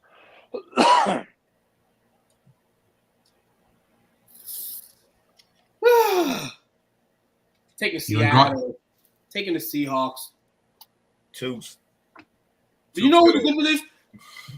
DK Metcalf injury is not that bad because they've been rolling with they've been hitting every single weapon on that football team. As long as they keep hitting every single weapon on that football team, I know DK makes a big difference. But he's huge in the run game, though. Right. I know he's huge in the run game. But it's not just that they hit everybody. They hit everybody because he's always covered with a corner and a man over the top, which opens everything up for everyone else. Now the field shrinks for everyone else. And it's Geno, not Brady or something. So I'm gonna you pick Seattle though because You never one time in my life will change my pick ever. Here's why I'm the leader right now. I don't take my picks. I don't listen to nobody. Just go head on. But Amari, I want to see Coop.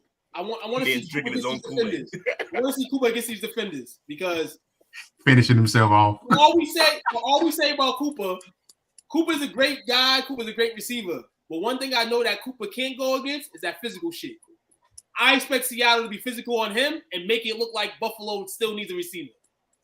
It's gonna be a good game. It's gonna be a good game. Either way, game of the day. I feel. It'll be a good game. Yeah, it'll be a good game no matter what. These are two pretty good teams. It'll be a good one, man. But I just think the Bills are gonna stay afloat though.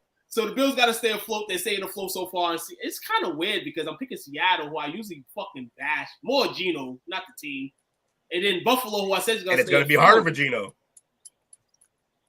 It's gonna be a harder game for Geno than he's used to having. Carolina at Denver. I got Denver. Denver. Play Broncos. Won fantasy. Game, right? I got Broncos. The Panthers did win a game because they had Dalton. Was it Dalton? Yep, and Red Rifle. I seen something last. I seen a little bit of Mitch last week, and when the Broncos played the Saints, Sean Payton and Bo Nix. I think this is kind of in the season wind where maybe you'll see a lot more. You'll see Sean kind of let Bo blossom a bit, like kind of just let him, go out there and flourish shit. And I think that we're building trust. We haven't seen the best of Bo Nix if we've seen anything good. We've seen some positive things. I think this is the start. I think the Broncos should win this game, man. But Panthers, man, goddamn, man, shit. And they're playing them out high. Yeah, it's a wrap. You said Panthers? Okay. No, the Broncos. Picking the Broncos. I'm not picking the Panthers. Kansas City at the Raiders. They beat them last year. Yeah, man. My girl's pops is going over here crazy about this week's game. But guess what, man? Chiefs. D-Hop's going to have 2 touchdowns. Chiefs go win. Jiggity Drake? I got the Queefs.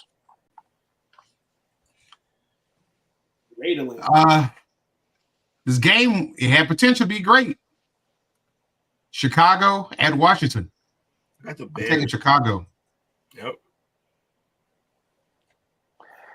I am taking the Lions, the Tigers, and the Bears. Oh my. So you gonna take Mariota? Me? Dare to be different, too. Shit, if this is Tennessee mucking Mariota, I would. No bull. But I'm gonna take the man. He had probably his best game of his career last week. No, he did. He looked damn good. He had his best game in his career last week, but I still like the Tennessee Mariota much better because you didn't expect nothing from him at all, and then he just go out there and do it. And it wasn't even the best stats; it was terrible stats. I think he'll have like that mediocre line this week. I think it'll be a close game, man. But yeah, the Bears, their defense is ready for a motherfucker like that. They ready. So I'm gonna take the Bears. And I'm gonna throw it out on a limb. If Myles Garrett is available, don't be surprised if the Bears sneak in there. Sunday night game. When they made it, probably a hype game. But this is the infirmary game. Dallas at San Francisco. We got the Sunday night game? Yep. Oh, fucking God. Oh, Lord, listen here. You know who's going to be on the sideline. Public service announcement. If the Cowboys lose on Sunday, something's getting burnt. Cowboys going to win. You guys said that the last 3 weeks. What? Said the last 3 weeks what? If they lose. No. We're 1-1. Or we're rioting. We're 1-1. 1-1. Yeah, I never said burn anything. I said this week I'm going to burn something. If the Cowboys lose on Sunday Night Football to the 49ers, I'm burning something. I might burn a blunt. I'm about to say bust don't count, motherfucker. I knew it was coming. Nah, man. We gotta you gotta burn the jersey. We gotta take these ghosts away from us, man. Even if it's just like the last one we have this season, like as a collective, like no bull. We gotta beat these guys. It's not a ghost, it's a mummy, and its name is Mr. Burns. That's the fucking problem. It's crazy, dog. I'm gonna take Dallas to win, man, because we 3-0 on the road. That's the only shiny thing we can have this season. We're undefeated on the road. We have not lost on the road yet. So I'm gonna take that in Saturday. On the Pat McAfee show today, they were a bunch of different NFL players happened to be weighing in on a very interesting thing that I always happen to mention, which is the atmosphere of where you play football and how there was a player who left Dallas. I forget which player it was, but he left Dallas. It was two. They left. Tony Pollard and Curse. And they went to play somewhere else, and the first thing out of their mouth was, "Oh, this is so much more relaxing to be able to work out without feeling like a zoo animal." Oh, that was Dalton Schultz. Schultz said that shit too. So, yeah, and it's because like even your workout room, they make $10 million off of the training room tours every year. It's a fish bowl. It is literally a circus, and I can't expect the team to ever win a championship there. It just won't happen. Well, to Tony Pollard, you went to Tennessee and fucking went bald. I ain't listening to your ass. And Dalton Schultz, you stayed in the same state, which is cool. You know what I'm saying? But we gonna let your ass go anyway. You know what I'm saying? So F them. And what they feel about atmosphere, because they was already on their way out of Dallas anyway. Flex If they would have got activated. signed to the money that they got signed to, they would have stayed. Guaranteed. Pollard got a bag, and I mean he wanted to be the guy, and it didn't work out, and he went to Tennessee and still ain't the guy. I know, because he's not supposed to be an every down back. Fucking concussed right now, actually, I think. But all of that to say is, yeah, it's a circus, and I don't know how you win in a circus. Who you taking, Will? 49ers. Dallas. Hold on. He set this up. He set this up so bad. He was laughing before he even got it out. Because the whole time I knew I was gonna pick them, and I was like, "But I got to still say all this truth. It's truth." Yeah, it is truth. It is true. But yeah, I think they're gonna win because I think. Look, San Francisco pretty beat up. It's the infirmary game for both teams, but like the positions that they're missing for the 49ers are super important. It's all of them. Yeah. Both your wideouts, your starting running back, and your backup. And just so my whole point before, my whole premise doesn't sound crazy, it's away, which I think you guys are better on the road. Even though, despite that, last year you had a great home record, but undefeated at home last year. Yeah, but other than how the times have changed. Yeah, it's tough to do, man. Jake, who you got? I got the Marlington Cowboys. We got Patriots fans shooting Cowboys. I almost put Marlington in there too. Then we got one Monday night game. Very hard to play this week. The Giants at Pittsburgh. Giants at Pittsburgh. One. That's trash. I want 2. I'm taking Pittsburgh for the rest of history now. Yeah, Pittsburgh. They seem to. The minute Russ got in there, Pickens look like he's like a number one again. So, I think we can see now. Like, look, Fields is a likable guy, and he's a great athlete. So it always makes you want to play him because he has so much athleticism and potential. Because you just think if I can get him to play like a real quarterback, how great would he be with the fact that he can run that way? But he can't. He's a solid player. Russ is the better quarterback, and those receivers. You know what the craziest thing was, though? The craziest change with having Russ in the game wasn't even just how Pickens looked. It was actually Harris. Because they can move the ball down the field, he didn't see 8 and 9 guys in the box. He had a great running game. Great rushing game. He looked like the running back that we all thought he was going to be when he got drafted. So, yeah, they got to keep Russ in the game. Fields should be done for the rest of the season unless there's an injury. Yeah, I'm gonna take Pittsburgh too. This is crazy, interesting. This is Pittsburgh. I think 3 straight weeks, 3 out of 4 weeks with a primetime game in Pittsburgh. All 3 of their last primetime games have been at the crib. So interesting. Shout out the game.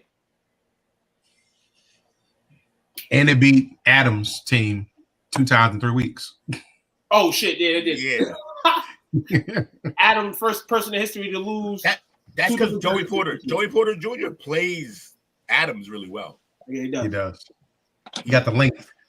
Yeah, he's a physical receiver, which is the best you're gonna do against Adams. Because if you're smaller than him, if you can't be physical with, he's just gonna move you.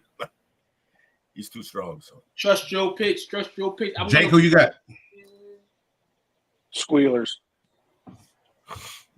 Got locked in, gents. Much movement. We took a lot of the same picks this week, except for 2. Yeah, and that's either gonna put him way in the lead or we're all gonna catch up. So that's fun. Listen here, I got. Appreciate your sacrifice, too.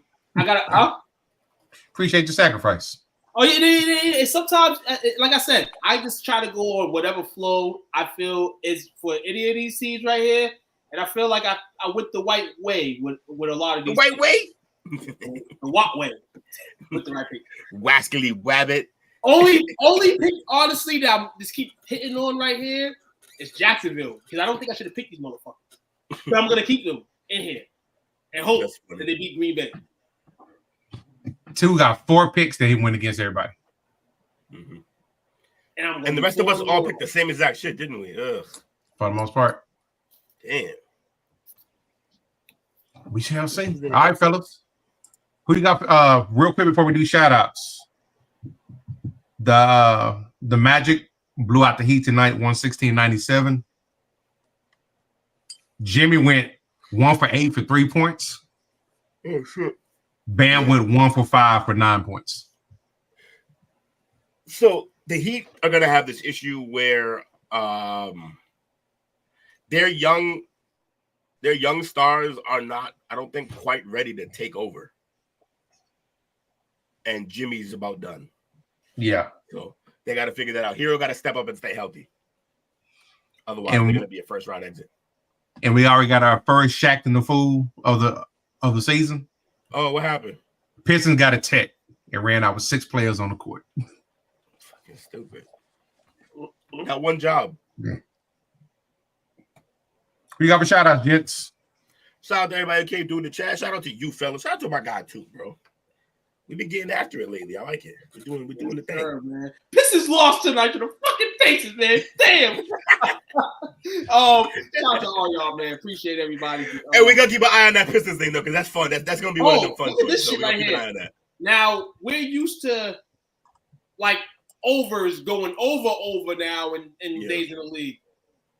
Fucking 81-80. The Bulls beat the Pelicans. 81-80. Talk about Michael Jordan. That's definitely the under. There could not have been an over that was below 160. Yeah, it's nuts. Zach LaVine led the team with 27 points. Brandon Ingram on the other side led the Pelicans with 33. And who ended up winning that fucking shit show of a game? Yeah. Who won it? Bulls. Chicago. Oh, the Bulls beat the Pelicans? Yes. That is how you start a season, New Orleans. Way to work. Oh, Dale say the Pels won. Is the way you're looking at? Pels won. No. Pels did not fucking win. Shut the hell up. 80. ESPN says it. 80-81. Unless you got a different scorecard, let me know. Oh, maybe the game wasn't over by then? Maybe Dale's fucking TV went off when he thought the fucking Pelicans clinched the game. You're really aggressive. I feel like he might know. Oh, no. Pelicans won 123-111. Oh. Yeah, that's the end of a quarter, I'm guessing. No. Nigga, ESPN's fucking retarded then. Because it says it. Hold on. It says final 81-80 on this fucking shit right here. ESPN, we're not watching you no more for scores. I stopped watching you a long time ago for scores. Damn, you can't even give me a correct score. Hornets beat the Rockets 110-105. Hawks won 120-116. Oh, that's easy. That's easy to say, Dale, when you're not on a show right now. But thanks for the update, bro. Appreciate you. Bucks won 124-109. Cavaliers won 136-106. And you already said the Pistons. The Pacers game. Shout outs. I want to shout out to Chris, Daryl, Dale, Wizzo for tapping in tonight. Shout out to you fellas, man. It's been a fun ass week. Even though I was in pure sorrow, I was at my pinnacle Friday night as the Dunkerville Panthers continue to roll towards the 3-peat. But then my heart was violently ripped out of my chest Saturday night. What happened? As I watched my Longhorns choke. Yeah. Choking.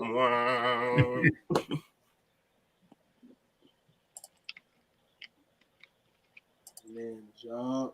Nobody else got shout outs? Oh, shout out to the plug. Jake, I did mine already. Shout out to everybody, man. Shout out to everybody that made the show possible, the week possible, man. Shout out to all our viewers that tuned in. Shout out to Dale for finally being right about something. And other than that, man, a great week by the crew. Great week by the crew. And yeah, absolutely. Yo, that pettiness is so much funnier when it's not aimed at me. It's so much funnier. Hey, shout out to Grayson Allen just making that 3-pointer. Say Grayson Allen? Yeah. Fucking Suns fan. You can't bring Suns fans anywhere.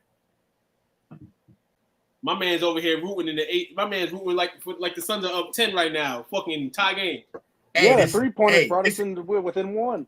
This is his playoffs because we know it's gonna happen at the end of the He living down every play with the Suns, don't you? He does. It's ridiculous. I can't wait till y'all daddy come to town. Shut up. Oh, Luka. We got some help this year. We gonna blow their ass out. Give it style. But you know what? As always, you know what we need to do, fellas? We got one job. And it's to say what? Thanks for watching our show. Remember to subscribe for more shows on the network. Smash the like button, share, and comment.